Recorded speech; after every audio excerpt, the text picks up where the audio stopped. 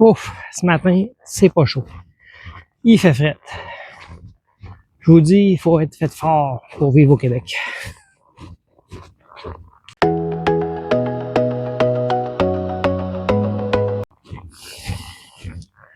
Allez, je vous invite ce matin à braver le froid avec moi et je vous amène prendre une petite marche dans ce froid québécois ce matin.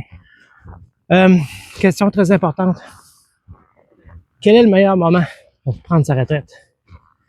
Le jour de sa fête? Le printemps? L'été? L'automne ou l'hiver? Je vous partage mon expérience.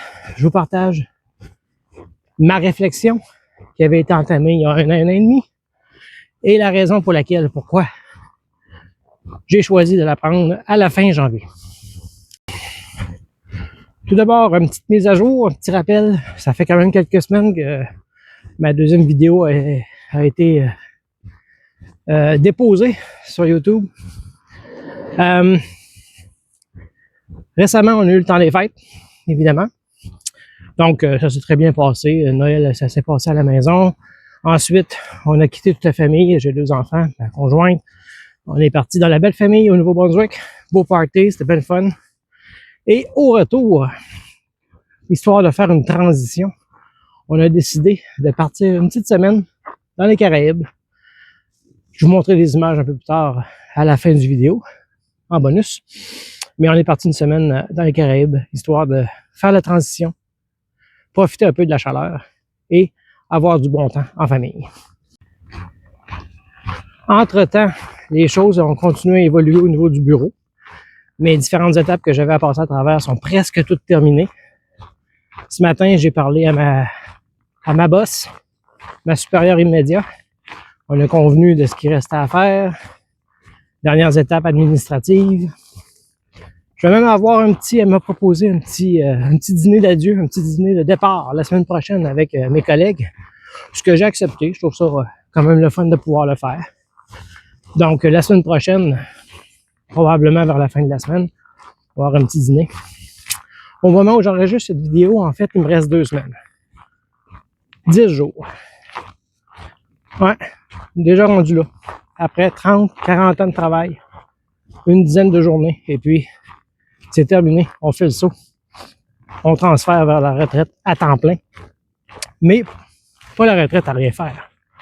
Non. Différents projets m'habitent. Différentes choses, responsabilités demeurent. Et on va prendre soin, dans le fond, de nous-mêmes, mais on va prendre soin de nos proches. Donc, quel est le meilleur moment pour prendre cette retraite? Il y a environ un an et demi, j'ai commencé à réfléchir. Comme j'allais avoir 55 ans en 2025, en juin pour être plus précis, je me suis posé la question, est-ce que je prends ma retraite en juin, durant l'été, ou un peu plus tard en l'automne? Durant l'été, c'était difficile de pouvoir le faire parce qu'il faut faire la transition, il faut préparer les changements de dossier, etc.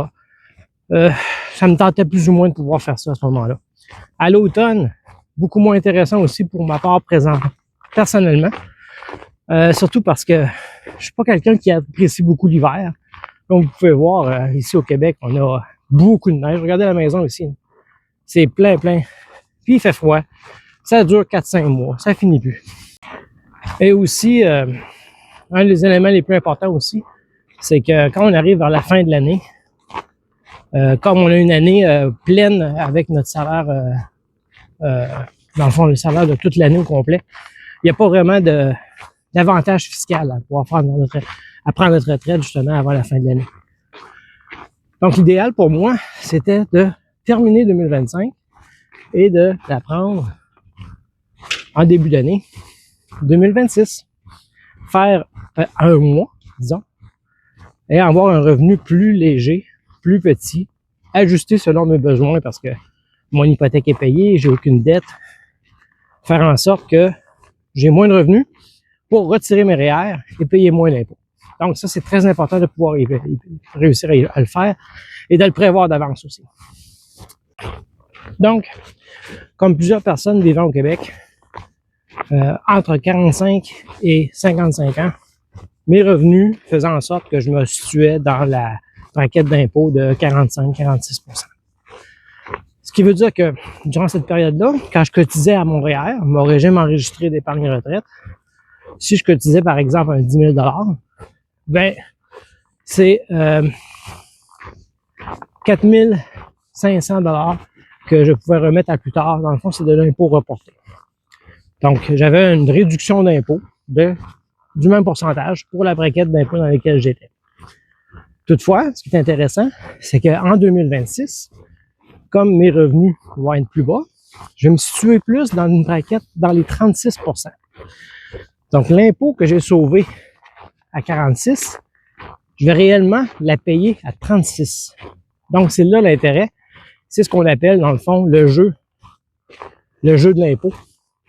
Le jeu de pouvoir profiter du pourcentage, sauver de l'impôt avec une braquette plus élevée et la payer quand on a une braquette qui est plus basse. Si vous appréciez ce genre de contenu, faites-moi plaisir. Le petit pouce, ça aide beaucoup la chaîne. Ça fait en sorte que le référencement va m'aider beaucoup au niveau de cette nouvelle chaîne-là qui commence. Si le sujet vous intéresse, il y en aura d'autres à venir aussi dans les prochaines semaines.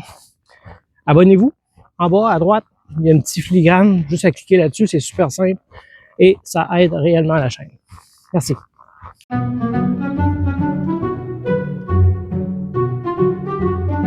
Donc, voici la petite mise à jour que j'avais le goût de vous faire, dans le fond. J'espère que ça vous a plu. On se revoit dans les prochaines semaines.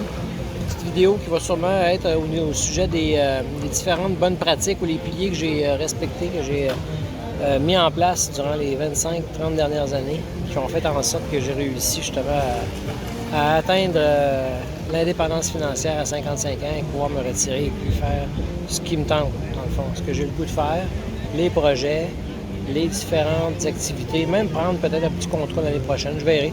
Je suis pas rendu là. Voilà, je termine en vous laissant des petites images.